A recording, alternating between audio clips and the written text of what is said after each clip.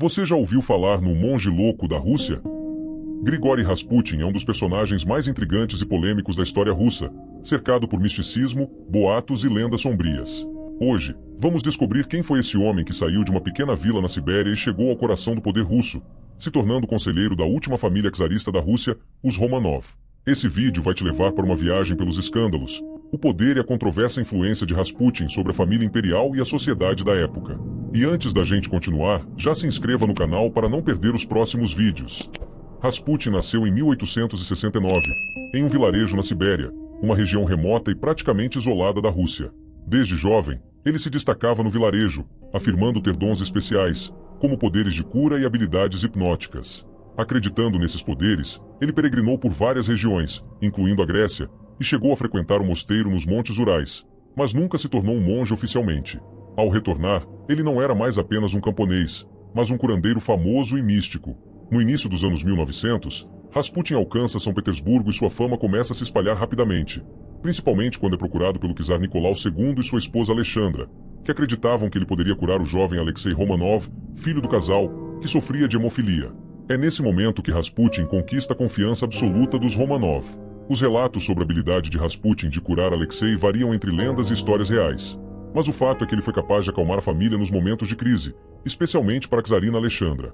Essa proximidade com a família imperial deu a Rasputin um poder sem precedentes, e ele passou a influenciar não apenas a vida privada dos Romanov, mas também as decisões do governo russo e até da igreja. Por incrível que pareça, ele começou a ser consultado para nomear ministros, e em algumas situações, até para destituí-los, o que provocou a ira de muitos membros da corte russa. Após seu encontro com o czar Nicolau II e a czarina Alexandra, Rasputin começou a se aproximar cada vez mais da família imperial, e logo sua influência sobre o casal e sobre o destino do império se tornaria alvo de inúmeros rumores sombrios. Para muitos, ele era apenas um curandeiro de hábitos excêntricos, mas, para outros, a presença desse místico siberiano significava algo muito mais sinistro. Seu olhar intenso e profundo parecia hipnotizar as pessoas ao redor, e as histórias de seus poderes sobrenaturais se espalhavam, ganhando contornos de lendas e boatos obscuros. No início, a nobreza russa observava a proximidade de Rasputin com certo ceticismo, acreditando que ele logo seria esquecido. Contudo, à medida que o místico ganhou influência e começou a opinar em decisões de Estado, as suspeitas aumentaram. Ele havia conquistado uma posição inusitada, conselheiro pessoal da czarina, e logo sua influência sobre a saúde e a paz da família real foi vista como algo sobrenatural, talvez até diabólico. Era impossível ignorar que Rasputin tinha poderes incomuns, especialmente quando se tratava do pequeno Alexei, o jovem herdeiro que sofria de hemofilia.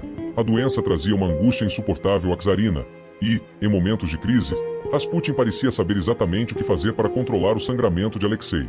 A fama de Rasputin como curandeiro, porém, não se limitava aos palácios de São Petersburgo. Contavam-se histórias de que, antes de chegar à capital, ele havia passado longos períodos em peregrinação, vagando sozinho por desertos e montanhas inóspitas. Nessas jornadas solitárias, diziam que Rasputin teria feito um pacto com forças sobrenaturais, entidades malignas que lhe concederam seus dons em troca de sua alma.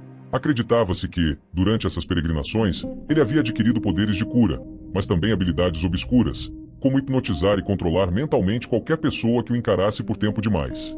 No deserto, longe dos olhos humanos, Rasputin teria mergulhado em práticas esotéricas proibidas, se entregando a rituais que, segundo testemunhas, poderiam invocar até mesmo os demônios. Não demorou muito para que boatos começassem a se espalhar entre os membros da corte. Os rumores mais perturbadores vinham de servos e camponeses que haviam encontrado Rasputin durante suas peregrinações. Essas pessoas alegavam que ele possuía habilidades estranhas, enxergava o futuro, curava doenças que a medicina da época não conseguia explicar e tinha uma resistência física sobre-humana. Mas o que mais aterrorizava aqueles que conviviam com ele era sua influência quase sobrenatural sobre a czarina. Alguns membros da corte começaram a se perguntar se a proximidade entre Rasputin e a família real não seria resultado de um feitiço ou possessão demoníaca. Diziam que a czarina parecia hipnotizada em sua presença, defendendo Rasputin de todas as acusações, mesmo quando ele se envolvia em escândalos ou proferia palavras inapropriadas para um homem de confiança da corte. A influência de Rasputin sobre a família Romanov e o próprio império se tornou ainda mais desconcertante quando relatos sobre seus exorcismos começaram a surgir. Alegava-se que ele não apenas curava doenças, mas também expulsava espíritos malignos, e isso aumentou os rumores de que ele possuía uma conexão direta com as forças do submundo. Em certa ocasião, uma das damas de companhia da czarina testemunhou Rasputin murmurando palavras estranhas em uma língua desconhecida, enquanto colocava as mãos sobre a cabeça de Alexei em um momento de crise.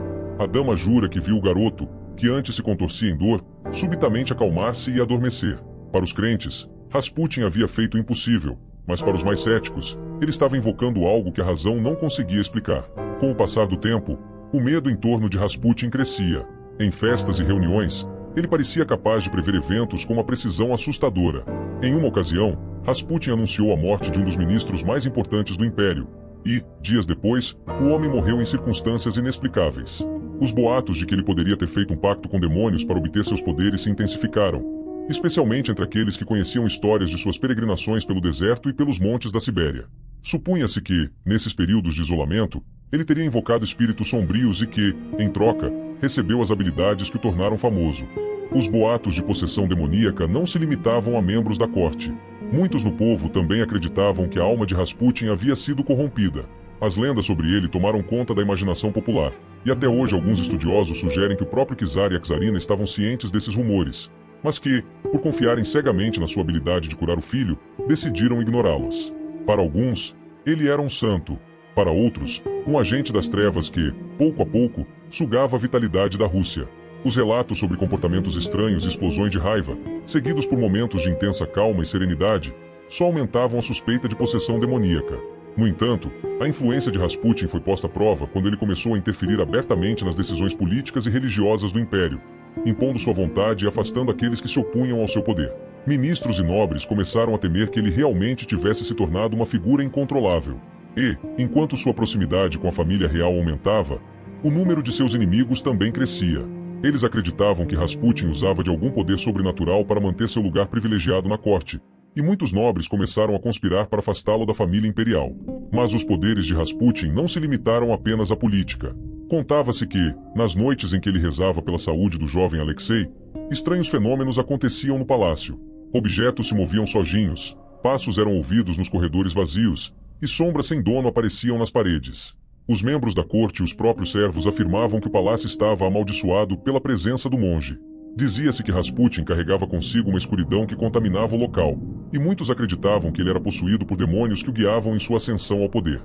A história de Rasputin, porém, terminaria de maneira brutal e enigmática. Em dezembro de 1916, um grupo de nobres, finalmente, decidiu agir, levando para uma emboscada onde ele seria envenenado e, posteriormente, baleado.